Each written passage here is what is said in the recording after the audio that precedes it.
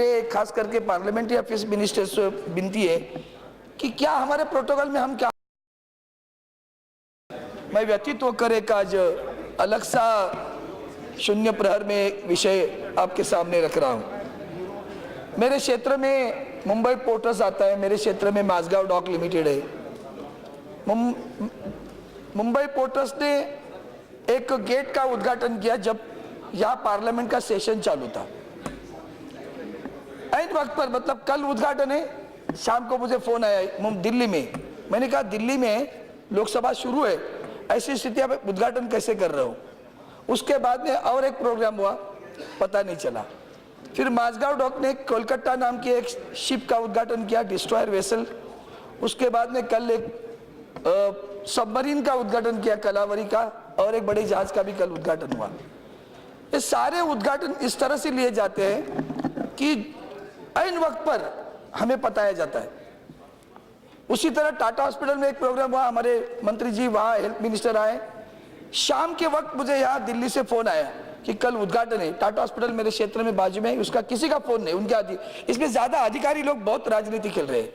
अब ऐसे रोजाना हुआ तो इतना सदमा पहुंचा कि मैं आखिर में आपके पास मैंने प्रिविलेज मोशन दे दिया है। ये बार बार हो रहा है। मेरे खास करके पार्लियामेंट्री अफेयर्स मिनिस्टर से विनती है कि क्या हमारे प्रोटोकॉल में हम क्या हैं? अगर वो निमंत्रण छपा जाता है उस पर नाम नहीं होता है। उन्हें तो इतनी हिम्मत की टाटा हॉस्पिटल में, फिर भी मैं गया, मेरी सरकार का मंत्री आया, मैं गया, मंत्री जी का स्वागत किया, बैठा। और प्रोग्राम के लिए मंच पर जाते समय मुझे कहने लगे आप नीचे बैठो। मेरे क्षेत्र में प्रोग्राम हो रहा है, मेरे केंद्र सरकार का प्रोग्राम हो रहा है और मुझे नीचे बैठने के लिए कहा गया।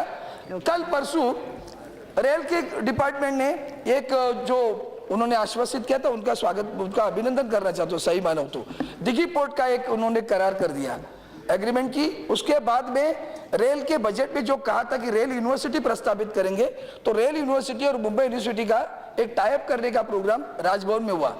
प्रोग्राम सुबह 11 बजे है। 10 बजे 18 तारीख को सुबह मेरे घर पे आदमी आता है, बोलता है 11 बजे सह्याद्री में प्रोग्राम है, जहां मुझे मेरे घर से पहुंचने में 2 घंटा लगने वाले। ये जो चल रहा है, फिर मैंने जरा सा मेरी नाराजगी व्यक्त की तो फिर एसएमएस आता है सॉरी। तो ये बार बार हो रहा है, इसलिए मैंने आपके पास प्रिविलेज मोशन भी दे रहा है। और मैं चाहता हूं कि मेरी सरकार, मेरे मंत्री इसके ऊपर खास ध्यान दे, और खास करके पार्लियामेंट्री अफेयर्स मिनिस्टर के ऊपर ध्यान दे कि अपने यहाँ अपने, जैसे आज सुबह भी एक बात हुई कि चेयर बंद करो, छोटा वो टॉयलेट वाले के इस विषय पे आया। तो ये ऐसी चीजें होती है, उससे हम व्यतीत होते हैं, लोगों के सामने जाते समय शर्मिंदा होते हैं। तो मैं चाहता हूं कि आपके माध्यम से आप इसमें जरा थोड़ा इनिशिएटिव लेकर बताए, निर्देश दे दें कि भैया ऐसे आगे न हो। धन्यवाद। आपकी ये मोशन, मेरे पास आपका पत्र भी आया था इस संदर्भ में, प्रोटोकॉल का भी आया था कि क्या प्रोटोकॉल होता है और उसका क्यों नहीं पालन हुआ है।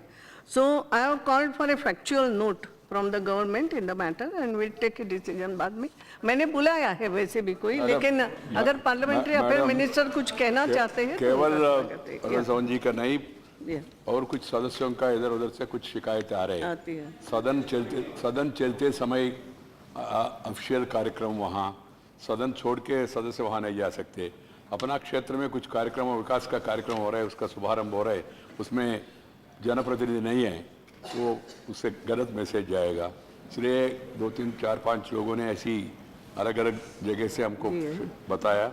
मैं एक बार इसको पूरा रिव्यू करके सभी स्टेट्स को सदन चलते समय ऑफिशियल प्रोग्राम बिना एमपी, ऑफिशियल माने केंद्र सरकार का, जहाँ केंद्र